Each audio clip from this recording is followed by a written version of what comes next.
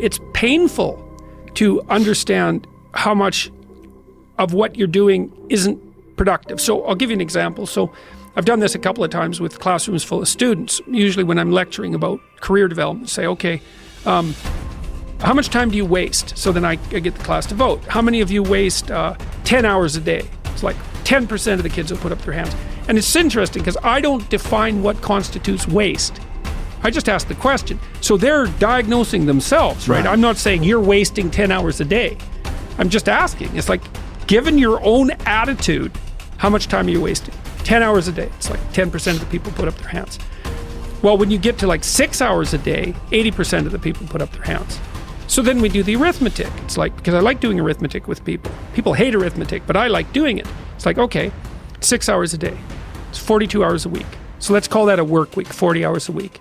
So that's a work week. Let's say, what's your time worth? You're a university student. Well, it's certainly worth minimum wage, because obviously, but it's worth way more than that, because if you spend a productive hour when you're 20, then you gain the benefits of that hour for the rest of your life. So there's the compounding effect of time spent when we were young.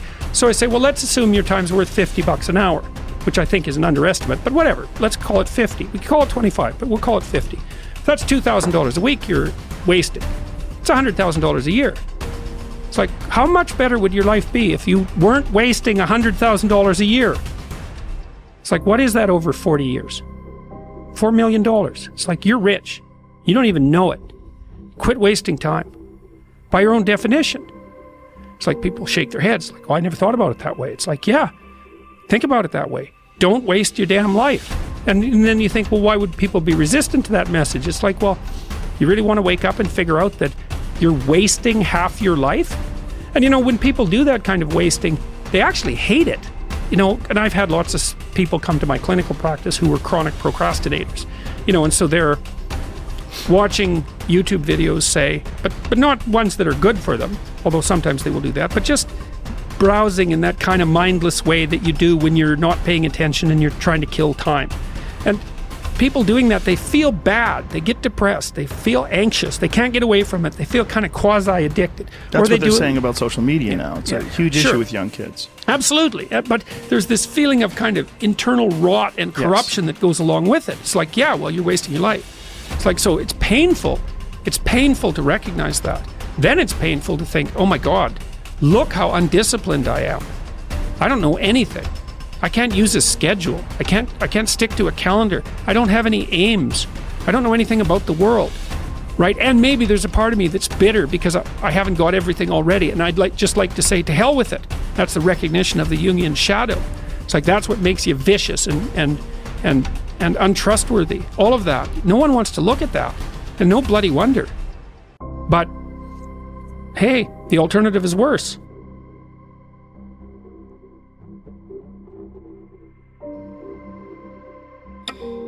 I hate it when I see young people wasting their time, wasting all this technology got, just sitting around in this world that's been created for you, that everything is instant. You all have stuff at your fingertips that can make you great. But if you could combine your technology with your parents and your grandparents' work ethic, you could be rich, man.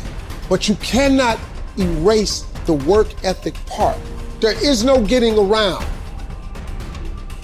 Ain't no elevator to the top. You got to take the stairs. The elevator don't go to the top, man. Not in the world of success. You gotta take the stairs. Y'all gotta start getting gritty, man. You gotta develop some dog in you.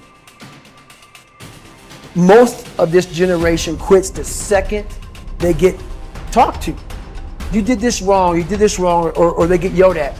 It's so easy to be great nowadays because everybody else is, most people are weak. This is a softened generation. So if you have any mental toughness, any ability, if you have any fraction of self-discipline, the ability to not want to do it but still do it. Play the long game. Aim for legendary. Say, I want to have the guts and the grit and the acumen and the mindset and the capability and the commitment to create enduring success. Be the person who is up reading, listening to the podcast, writing in your journal, setting your goals, focusing on your intentions. As you become more successful, become more humble. As you become more successful, work even harder. As you become more successful, care even more about your product. As you become more successful, learn even more. Dedication, hard work. Dedication, hard work. I'm a one-man army. The world can go against me. I'm still coming on top. I need you to go harder than you've ever gone before. I need you to be more dedicated than you've ever been before. Life's one big fucking head game. You play with yourself. If you lose, it's because you allow life to get in your fucking head. It's you. You've got to make it your personal business to make it happen. And you've got to resolve within yourself that I'm the one. I'm the one to make this happen. I'm the one to become successful. I'm the one. I'm the one. No matter how bad it is or how bad it gets, I'm going to make it.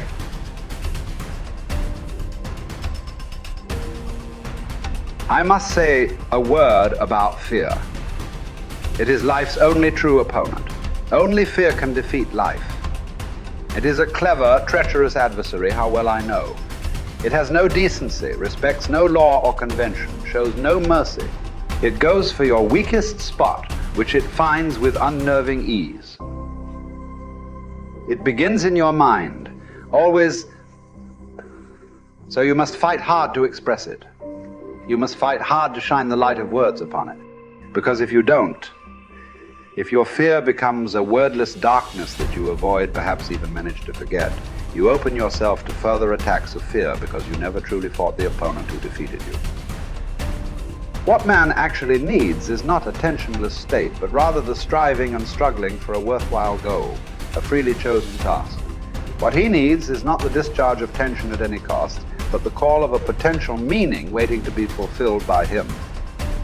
Mankind was apparently doomed to vacillate between the two extremities of distress and boredom. In actual fact, boredom is now causing more problems to solve that distress.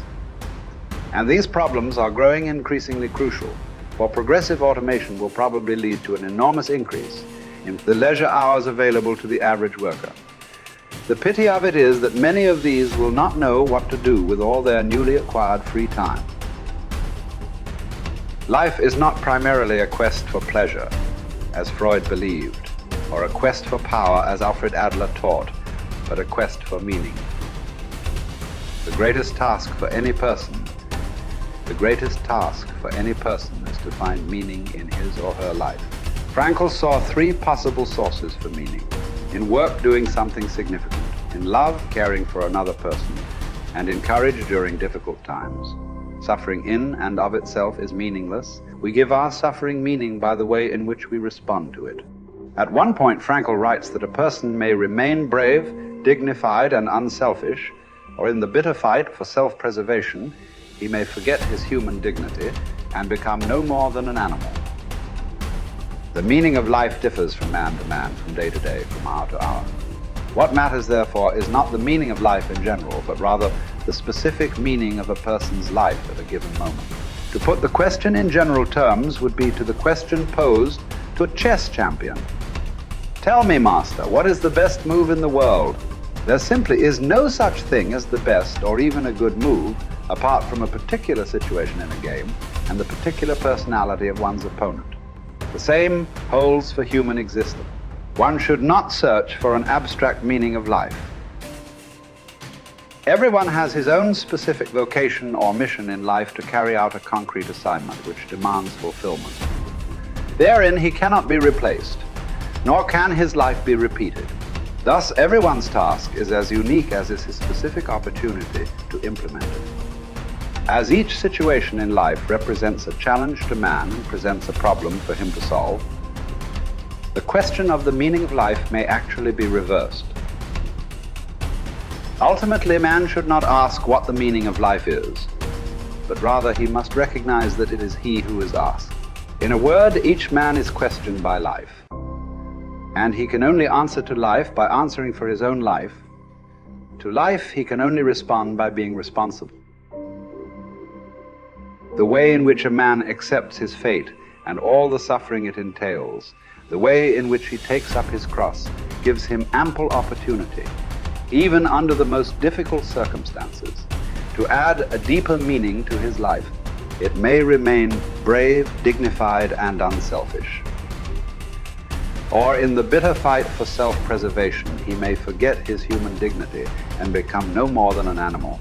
Here lies the chance for a man either to make use of or forgo the opportunities of attaining the moral values that a difficult situation may afford him. And this decides whether he is worthy of his sufferings or not.